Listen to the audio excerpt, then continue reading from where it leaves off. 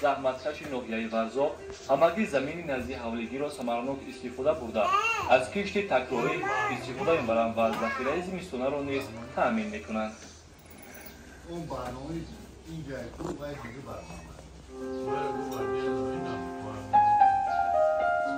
فصل تابستان موسم آمادگی به زمستان است. در این ایام کاربانوان توجیه از میوه و سبزیجات مربا و خورش‌های گوناگون آماده می‌نمایند. باید گفت که طرز نادرست استفاده کردن ظرف‌های شیشگی و رعایت نکردن تکنولوژی محصولات ذخیره‌ای برای زمستان باعث ویرانشوی آن می‌شود. استعمال چنین محصولات قطعاً منع است.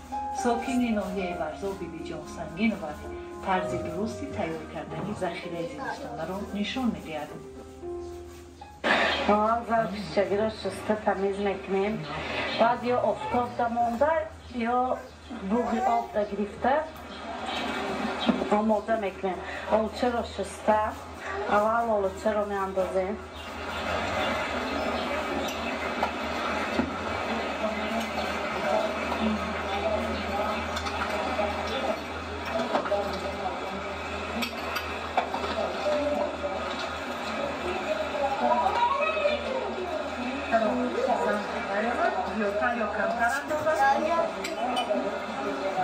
هر کس موافق طبع خود شفتالو خواهد آلو شفتالو کنیم با مزه‌اش دیگر میشه. همچنین میتونیم سیب هم علاوه کنیم. بعد از این شکر را در داخل ظرف میاندازیم 4 قاشق.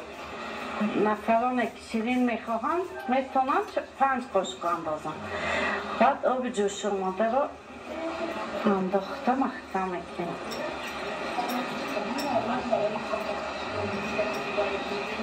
سرپوش ظرف را پیشکی بغض گرفته آماده کرده بودیم، اکنون محکم میکنیم.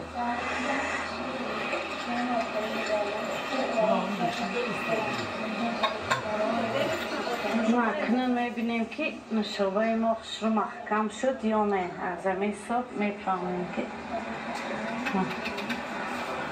ما بانان تاجیک برای ذخیره زمستان میوه‌های طبیعی خدمت‌وطنی هر خیلی را با کمپوت ذخیره باید کنیم برای زمستان.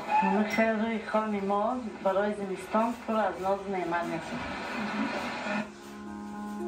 کاربانوان تاجیک از میوه‌های شهدبار و سبزیجات از ویتامین‌ها بوی وطنی ذخیره زمستانه را آماده می‌کنند. شیرینی و مربا، بادرنگ و پمیدور آچارانیده شده و هر گونه نوشابه‌ها تیار می‌نمایند تا در موسم سرما با این محصولات برای ارگانیسم انسان ضروری تامین باشد. ذخیره محصولات خیلی مهم بوده، باعث در وضع گوناگون کم و بیش روزگار و مانع‌ها دچار نگردیدن عائله‌ها می‌گردد.